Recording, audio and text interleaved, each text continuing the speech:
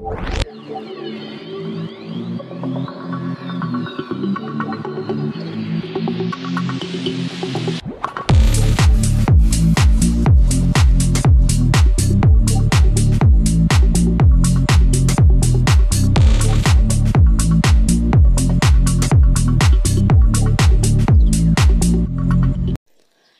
nga ngayon single na ulit si Miss Maymay Entrata at tila ba'y may namumuo na nga bang pagbabalikan ng Wayward Love Team? Dahil nga marami po ngayong nakapansin kay Miss Maymay Entrata at kay Edward Barber nakakaibang pagtingin.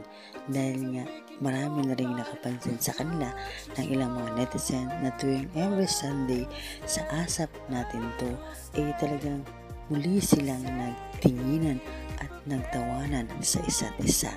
Hindi pa nga muling nanumbalik ang love team Wayward, pero unti-unti na po itong nabubuo at unti-unti na rin pong nagkaroon ng pag-asa ang Wayward fans na muli nga silang magkabalikan. Dahil nga ngayon single na ulit si Miss Maymay at wala namang nababalitaan na babae na nalilink dito kay Edward Barber na tila ba'y hinihintay nga ni Edward itong si Maymay. Ngayon nga single na nga ulit ito at wala na nga itong obligasyon sa ibang lalaki itong si Maymay dahil nga single na ulit ito.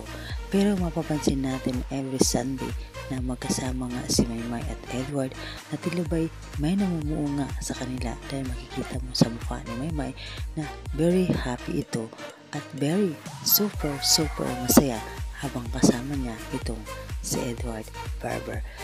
Yan guys, susunod guys is atin na lang silang aabangan na sana nga muli silang magtambal sa pelikula man o sa teleserye. Yun guys is napakamagandang balita po sa lahat ng mga Wayward fans.